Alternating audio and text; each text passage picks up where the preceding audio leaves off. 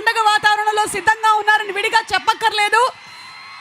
నాలాంటి యూత్ మొత్తం ఫుల్ ఎనర్జీతో ఉన్నారు. ఇదే ఎనర్జీని కంటిన్యూ చేస్తూ మనం ఫస్ట్ ఒక టీజర్ వేసేసుకుందాము. Let's have the teaser of Lenin please.